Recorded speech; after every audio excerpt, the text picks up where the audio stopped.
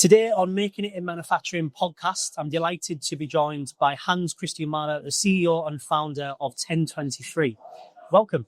Thank you. Thank you for having me. No, it's good. Thank you for taking the time to meet in a crazy schedule. I've no doubt yours was busier than mine over the last few days. It was a crazy couple of days. Yeah, definitely. So, I wanted to start right at the very beginning. What was the spark behind creating ten23? Yeah. Well, I think on one point, I definitely wanted to move to the CDMO industry. I've been stuck in my career at Merck and then later Roche, and I've been working with CDMOs all the time. And I've found that there's quite some opportunities that I think I'm missing on the CDMOs. I was always looking for more strategic partnership rather than executional services. So that's one motivation. So I thought I can maybe tap into making CDMO services available for customers that I would hope to know how to serve them.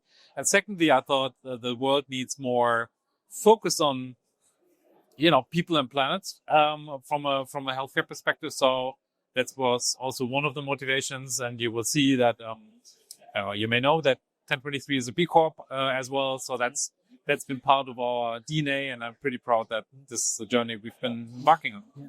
No, amazing. I think recognizing something's one thing, but then taking action and having the courage to go and do something about it, it's pretty cool. So where did the name come from?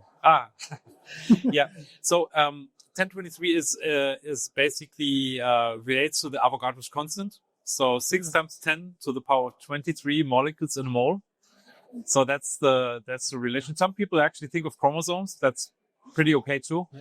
And I've been working with a friend who has a design agency in Berlin, and he came up with the name. And the name was actually chosen by my son amongst the shortlisted names. So. Amazing. Yeah, so it has a personal. So it has a personal touch too. Yeah, definitely gives you that extra 1% at certain points. So you obviously launched the business 5 years ago. I think it was just before COVID or in COVID. Yeah, it was September 21. So, yeah. Yep. So what were the first few months like taking that leap and designing something and being alone? Or how was that the very, very beginning? I think first of all, pretty exciting because it's really thinking about who do we want to be. So it's really thinking about the purpose, the values of an organization, about who do we want to be recognized for as a CDMO? So it was, choosing the name, but also choosing the colors, thinking about the brand. I really enjoyed the variety of workshops that we also went into the branding exercise. I'm making like training sessions with colleagues in ten23, explaining them on what was the thinking behind it, etc. So it was a pretty exciting time thinking through the concept, thinking who we are, conceptualizing about where we would have labs, how do we go about the manufacturing footprint, and then, plan it from the outset and executing on it. And 2021 was a pretty crazy year. And for everybody, I think, right? I have very good memories of the first days of ten23. Amazing. And I know you're a person who likes to challenge the status quo. Yeah, with things. So how is ten23 doing that within the CDMO world? Yeah, so I mean, first of all, we're not only CMO but also a CDMO. So we have a very strong development footprint when it comes to formulation development, formulation design, process development, choice of primary packaging, choice of devices that we can support our customers with. I'd like to remind everyone in ten23 that we should do what's best for our customers' patients. And it's sometimes interesting, depending on the customer, they may or may not know that. So it starts often with questions also, and saying imagine we get an RFP and the typical CMO would say, okay, that's our pricing, that's our schedule, blah, blah, blah. We would usually go back and saying, are you sure you want to manufacture this syringe? Have you considered maybe the following 3 options? And are you sure about it? Have you thought about the target product profile and how you want to differentiate it? So it usually starts with a question rather than being just thinking about the execution of things, because we know some of the risks and potential pitfalls that come with making a choice, and we want to make sure that there's always an informed decision, so customers would act in the best interest of their patients. but also want to make sure that after all, it's going to be a successful collaboration with, great outcome for everyone involved. So it's about asking questions, maybe, go back to the drawing board and saying, have you thought about that? And Yeah, I think that is something that's the secret to a strong partnership, is having that environment where you can challenge each other but speak about a better solution and bringing something to the table. And I think that the companies that work with you that experience that are getting the best service. No, I totally agree. And that's to me the value of a partnership as well. And that's where I believe CDMOs should play a very strong role as making best advice and not just executing what someone said. It's really making sure the risks are known. If it's GMP risk, obviously we cannot tolerate them. If it's a business risk, to make sure that customers take informed risk, but definitely always focusing that the best outcome and, safety and efficacy and quality product for the patient at the end of the day. And you've grown in the 5 years, you've grown extremely quick. Yeah. You've got a site in Basel and Visp. Yeah. New partnerships with BD, SHL, record headcount growths. Yeah. Super exciting. What do you think has been the secret to that success? It's a tough question to try and answer. Wow. That's a really good one. Well, first of all, personally, I would always think about, start with the purpose, what I'm here for. Think about win-win situations. And that's why, for example, you referring to a couple of partnerships. And I love partnerships because it also means that, you work along the value chain towards the joint goal. And it's making sure that you have everyone at the table and they can contribute their piece. It's also something, I've been meeting with a couple of other CDMOs, CEOs as well on the show. And you may think of them maybe traditionally as being our competitors. And the usual question I have is saying, I know you could view us as competitors, but hey, why don't we think of where we could collaborate and maybe, do better for everyone? And that's where I think it's really about thinking more in opportunities, and making sure you bring people together, and you stay true to your true north and the purpose statement at the end of the day. But from what I'm hearing, it's about patient centric. Yeah, what's right for them, but also a clear drive to improve and be better. Yeah, across however that looks. They're the two things from listening to you that I'm taking away for the secret of 1023. Yeah, thank you. I think that boils it down pretty much. But it's also, you said it before, also challenging the status quo. It's like at the end of the day, saying what is, how can you do better? What is the maybe technical solutions that you can improve? How can you really make a positive impact there? Growth and success sometimes comes with growing pains. Yeah. And over this past 5 years, what type of growing pains have you maybe experienced of the growth stuff with? Well, first of all, I would probably say, it's all about people. It's all about people in healthcare. It's all about people in any other industry. I think we're a small, medium-sized company. We do have a little bit of a different organizational structure as well. So it comes back with a lot of freedom to operate, autonomy, being provided like a lot of space to maneuver, responsibility. What I found, it's very interesting that when people move roles, and then maybe it's a question of healthcare industry, but maybe it's a question of society, is that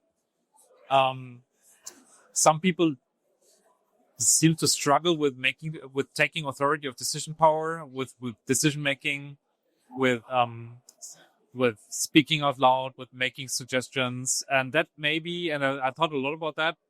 That may be a victim of the circumstance that in many organizations you're not asked to actually speak up, because maybe no one wants to hear that, or you're just there to follow orders, etc. So I think the ability to really step out of that arena where you've been trained to be a good soldier in the military, versus basically stepping up and making your own decisions, contributing, being part of the conversations, taking over responsibility. And that's why I say it's a lot of like environment that people would go through. And I would say that's where I would sum it up and saying the ability to unlearn and put in your whole self into an organization that is a small, medium-sized enterprise where you're giving authority, where you're expected to take authority and, not act in a political way or not being shy about your perspective. Because at the end of the day, we benefit from a diversity of perspectives. People need to bring their real selves to work, and it's all about communication and problem solving. Yeah. No, I think it's that's the environment a lot of people are seeking today, and I think a lot of big blue chip type organizations struggle to create that because of processes, the amount of sign off needed. Yeah. And I think when people move from that environment to an environment like yours, it can be a shock to the system, and it does take a while to adjust. And certain people thrive in that environment, and certain people can't. And I think it's that can, with the scale of growth you've had, it's very natural for that to happen. Oh, there's a party next door. No, but I actually think that's kind of the challenge, and it can be a huge element of unleashing. And I've taken the analogy previously. I'm not a fan of zoos, so don't get me wrong here. But if you are basically open up a cage of a lion in a cage, and the natural habitat would be the lion to step out and be themselves, but there may be also you may be conditioned that you actually prefer to stay in the cage because it's actually very comfortable to be fed every day, and maybe you unlearn to be really in your natural habitat. And good analogy. Anyway, but it's like, and that's where I'm pretty driven by that. And I agree. I mean, some people would really grow in that environment. And for some people, it could be a cultural shock because they've been learning to just sit in the corner office and do the job. Hopefully no one would call you. Yeah. And early on, how did you find winning clients and getting trust from clients early on without a reputation? What was that like? Yeah. So, well, first of all, I'm in the sterile product industry for a little bit of time. So that's where it was actually great when we started to announce the company September 1st, 2021. We started our first formulation development program in September 14. So it was basically 2 weeks after opening, which was kind of insane. And that came with being, granted with the trust of the person and the company at the time, which was obviously more from a personal relationship and personal trust perspective rather than the company. I mean, you cannot trust a company that is around for 2 weeks. But that's where basically, there was I would say, calculated risk by the people who then trusted me and us with the program. That's the first big win, and it's the company securing that, right? Absolutely, and I was very, very happy about that. And I mean, that's where definitely my network and relationship. That's where people who know me who could come up to me and saying, we've been working previously at Roche and Entech, so we know you, and that's where basically maybe this is the collaboration that we can initiate. At the same time, there was also so we had some experience. I saw some incidents where we had like larger corporates, larger pharma organizations, and they wanted to work with us. We could really provide good services to them. But eventually, the signature was then stopped by the senior management somewhere in the headquarters because they say, "I never heard this company." So maybe they go bankrupt next year. And then basically it's really trying to build the trust also with that senior management team saying, no, we actually well funded. I mean, we will never go bankrupt. That will not happen. And yes, I appreciate we're a new kid on the block and you need to, hear our name, but that's where, it will also take a little bit of time. And that's what initially probably it took us a year to actually connect to many of the large corporates as well. On some of the headquarter functions to be also accepted as a provider, being a new kid on the block and being a small medium-sized enterprise. So when you're building something new, the culture, it starts with the leadership on the top. So how would you describe your leadership style? What's in view? So I would probably say I'm pretty much driven by a lot of values that I'm guided with. I'm a very transparent guy. I'm driven by transparency. I would not be able to strive in an organization where I would be asked to not be transparent about things that are going on. I like to challenge things. So I would probably be, people could end up in the dialogue. Yeah. with myself. I'm pretty, what you see is what you get. So I would say I'm pretty open. I think I'm quite forward thinking. So we do profile dynamics. I don't know if you ever came across that system. So we basically do profile dynamics for individuals and teams. So I would be a yellow turquoise kind of person. So I would think ahead and be visionary about things. I can be also red. So I can be taking some natural authority, interestingly.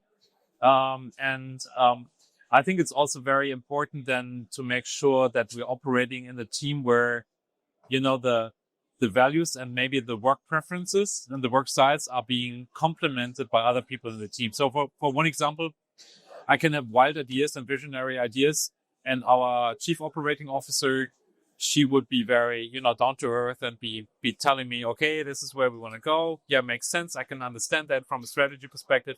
But hey, let's not go from here to there. You have to do this, this, and this. So that's great, because at the end of the day, this is where teams really complement each other, and that's where we make all these team assessments and try to use people's strength. And when people work in their strength, they work to their passion, and they really, work in a purposeful environment, and they do their best. And then if you can leverage people's strength in complement to each other, that's where I still believe that magic happens. So that's where, just from a general perspective, I mean, I've been working in too many corporates before where the discussions on an annual performance basis are, what are your weaknesses and improvements to make? The approaches that we try to make is saying, what are your strengths and how can you use that for the job and for the roles that you're working in, and maybe and work best in alignment in concert with the teams that you have. That ties very much into going back to how I described the business of pushing to be better every step of the way and challenging to get better. Focusing on the strengths and how can we make them stronger is another sign of what the DNA is through 1023. Yeah, it's all about learning and growing on an organizational level, but also on a team level and an individual level. That's where I think should be the fundamental principle. I give you one example, and we had an IT project going on, and there was some hiccups in the project, and then we had a program manager, and then the discussion started probably a little bit more based on the background on where this person came from a larger corporation. The discussion was attempted to drive into the direction on whose fault is it on that the program is delayed, and I was definitely saying, honestly, I'm not interested, and I think you guys should take a lessons learned and see where the processes really didn't meet and what the hiccups led to. The question I'm having is, what are the next steps and what do you need? What do you need from me? How can I actually, is there any obstacle I can help you remove to achieve the goal, rather than basically going into a blaming mode and finger pointing mode where at the end of the day, it will not help. It's happened now. How can we move forward? And totally. Yeah. I mean, it's hard to get there, and what are the obstacles, and then nonetheless to make sure that the team is having their lessons learned and saying, where did we stumble, where did we fail, and to learn from that and make it better. So, and that's where I could probably be getting a little bit pushy when I would have the perception that we're doing the same mistake for second or third time. That's certainly not cool, because that would be in contrast of a learning organization. But it also speaks about the necessity for lessons learned, look forward. What do you need for getting there? And it also relates to how we do decision making. So it's a lot of decision making in many organizations is made by highest ranked decides, but it's also making sure that you don't fall into that trap. I'm getting a lot of decisions that are being moved to me, and I really have to very consciously step away and saying, no, this is not my decision. Go do that decision. And when you make that decision, that's also not going to be the best decision ever made, because will never be the case for no decision. But it's like, make that decision, and it should be safe enough to try. And so there's no patient impact, that the company will not go bankrupt and blah, blah, blah. And think about the consequence. Is it reversible, irreversible? At the end of the day, I think it's working with adults and making sure you treat everyone as an adult, and people are thinking this through from a holistic and entrepreneurial way. And that's where I think it will benefit everyone. But I think you've gave a brilliant insight into the culture, leadership, what it would be like to be involved in the business. So it's really good for our listeners to hear. You've created a company that balances scientific precision as well as sustainability. Yeah. And I think, how do you balance that on daily decision making around that scientific approach with sustainability? Yeah. Well, first of all, I think sustainability should be built on science, and is built on science. So that's where I think, the whole discoveries on what damage actually humankind did to the planet. I mean, it's basically built on science. It's also very obvious that healthcare has a big role to play. I mean, the greenhouse gas emissions of healthcare equals the automotive industry. And so that's pretty scary. So I think we have a huge role to play. Sustainability is an interesting one because I think it's, I mean, I don't see any contrast to science. People ask me sometimes how do you balance financial decision making with sustainability? And I think that is not mutually exclusive. I mean, I think sustainability and quality have a lot in common because at the end of the day, it's a mindset, it's an approach. It's about doing the right thing. It's a culture. It's a long-term thinking. It's not a short-term investment.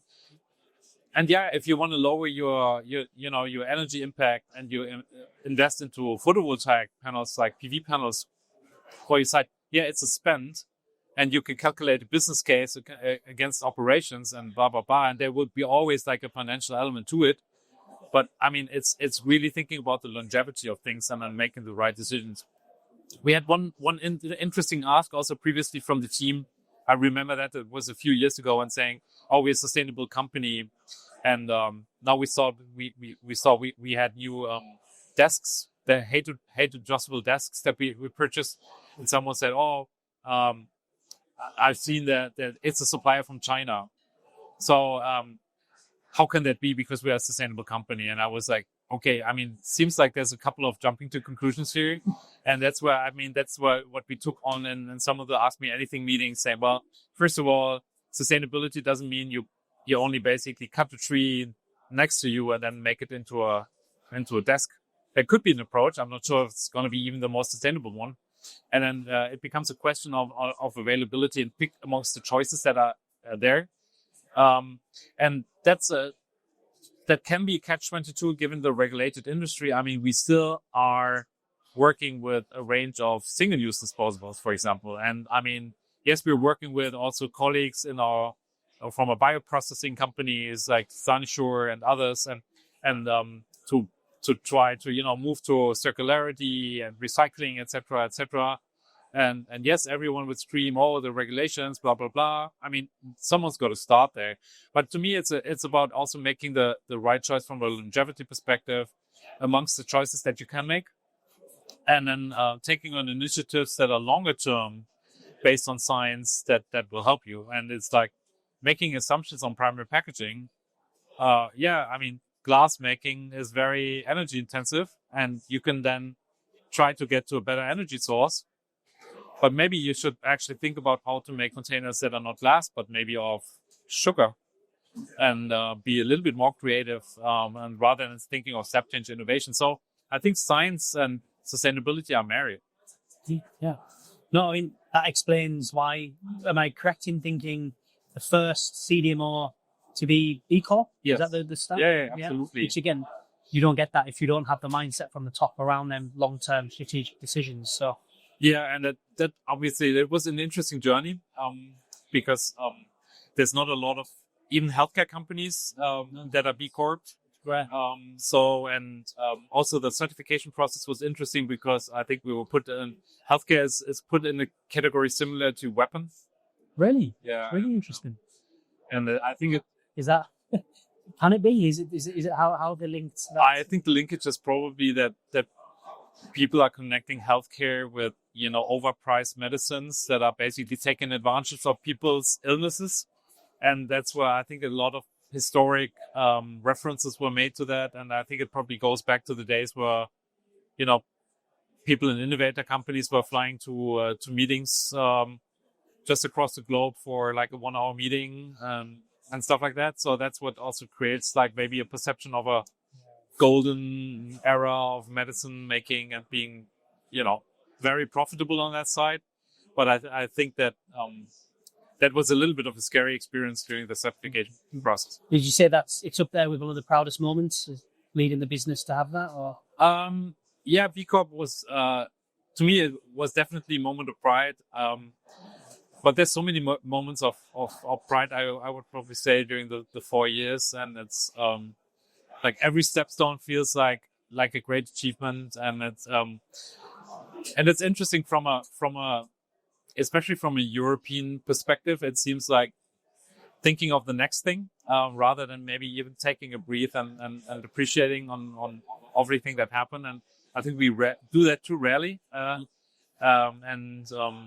That's where it's always good to pause. We have a wonderful internal communications channel we call the Kudos channel. So it's always trying to live the moment and make sure that, people, teams, milestones would be well appreciated. And that's where I think it's too many to name. But B-Corp status was definitely one of them. No, it's a great achievement.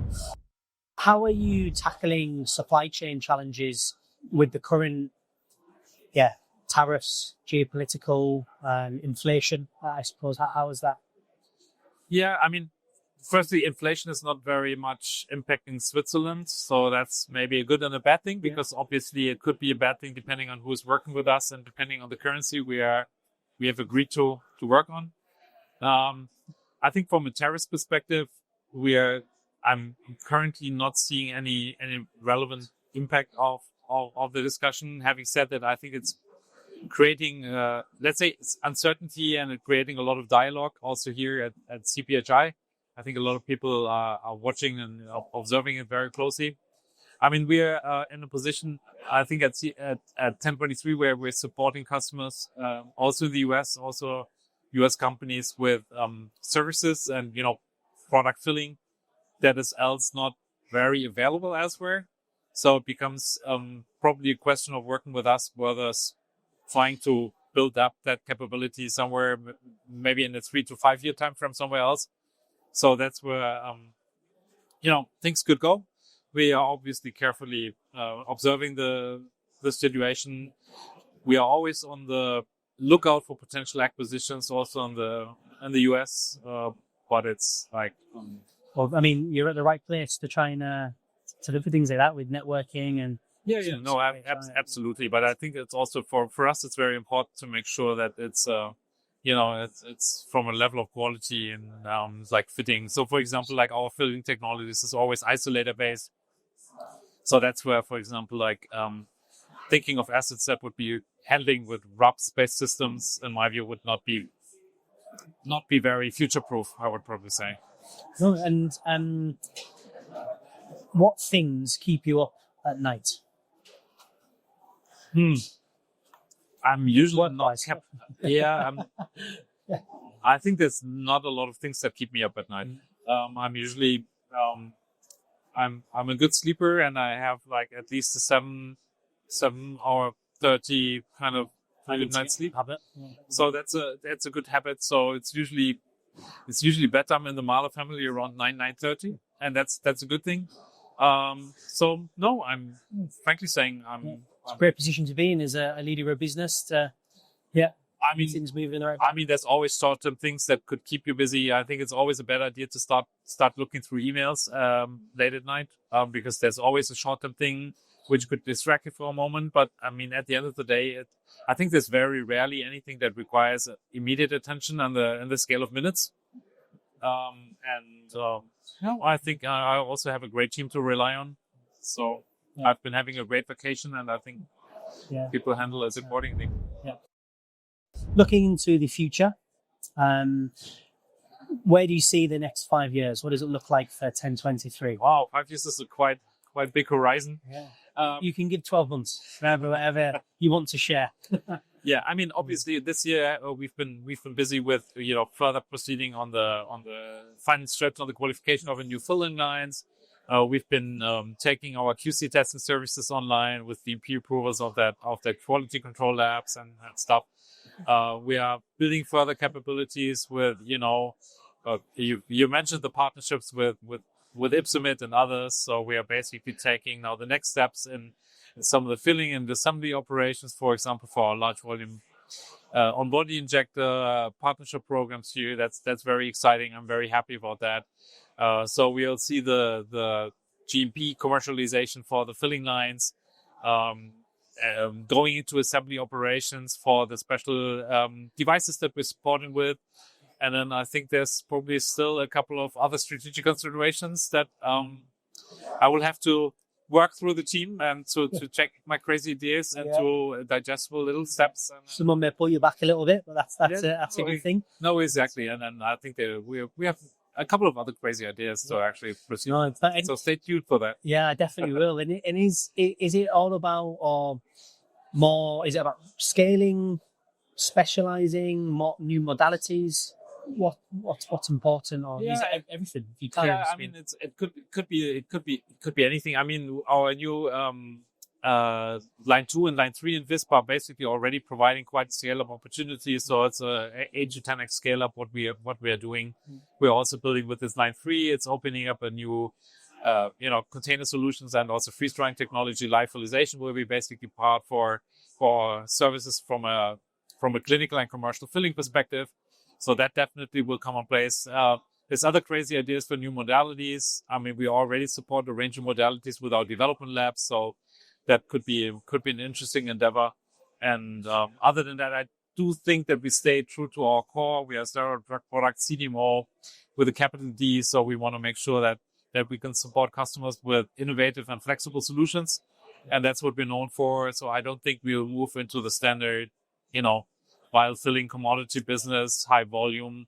I think there's a lot of players there. I think we want to make sure that we are staying, agile and provide solutions for example, for difficult sub-Q projects, intravitreal projects, whatever is there, where we can really make a good impact also by the knowledge and expertise that the team has. And anything in terms of future beyond Switzerland? There's 2 sites there. Is there anything on the horizon that? Yeah, also stay tuned. I mean, that's also definitely very interesting. We already have sales offices in the US, for example. So that would be probably a consideration from an operational standpoint.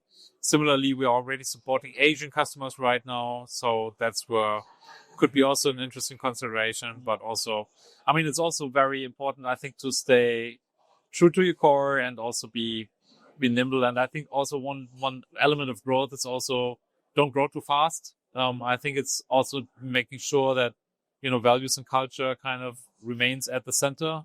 And if you would be growing by hiring like 50 people each month into an organization, that could be, game changing and maybe even in a bad way. So that's where I think we also need to be growing with longevity, with consciousness and focus. Yeah, no, I think certainly the speed and growth you've had, you've learned lessons on that and to-dos and not to-dos, so that it's great experience to have for the next chapter that you're going in, which is good. Absolutely. And I know a hot topic around manufacturing is AI. Yeah. How are you adding this into your facilities, and what discussions are you having around AI? Yeah, so AI becomes a little bit of a buzzword, obviously, and I think it's a little bit. So I would probably add it to the bingo of buzzwords that could definitely pop up in healthcare. We've been pretty actively using AI from our sustainability strategy, actually, in collaboration with a company called Delio. So it's basically AI-based choices to make when it comes to materials or lab materials, manufacturing materials. So that has been pretty useful. Replacing traditional life cycle assessments, traditional searches, or supplier surveys, where you basically can use the algorithms to screen what's the best kind of company, kind of product from a green and functionality perspective. So that's what we've been actively using it. Are you still using it in a green way, I suppose? Absolutely. Using it for the right way. Yeah, absolutely. Then also from our development labs, we're using an electronic lab notebook. It has an AI functionality. So basically you can use it for, things like data mining and to make sense of some data and to have the system supporting you.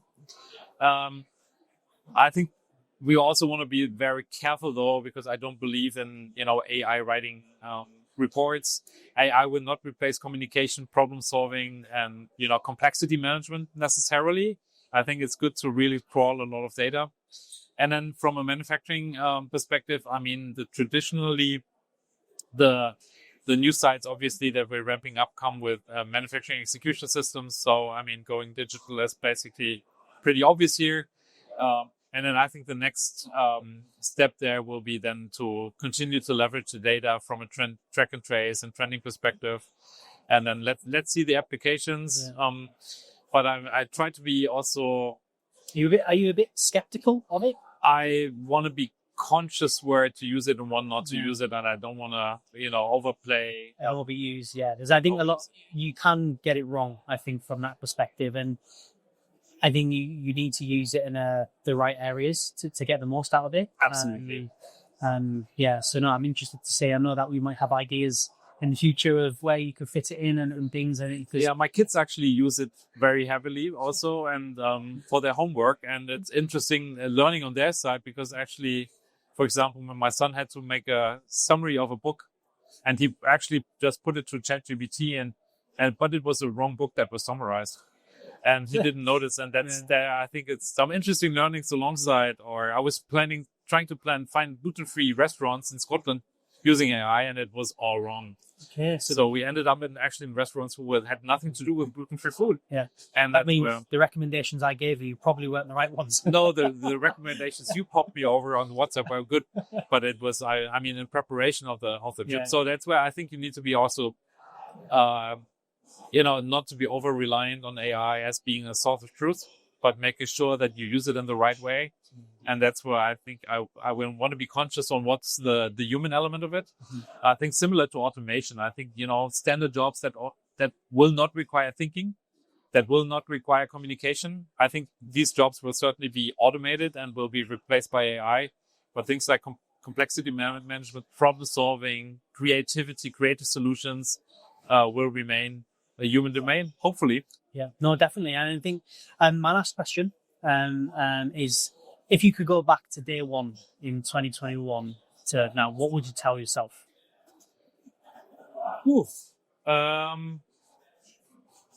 I would probably not tell myself any other surprise compared to where I'm right now. But I mean, the typical things is, and I've had a lot of learnings across my probably prior 2 decades of pharma also.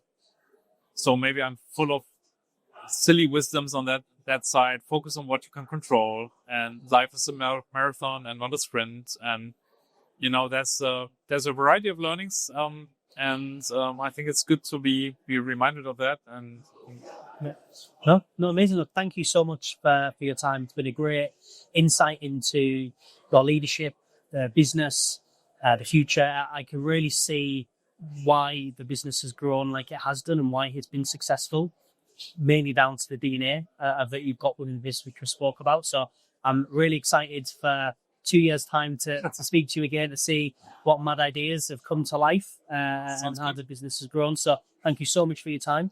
Thank you so much. Thank you for joining. Also for the kind words.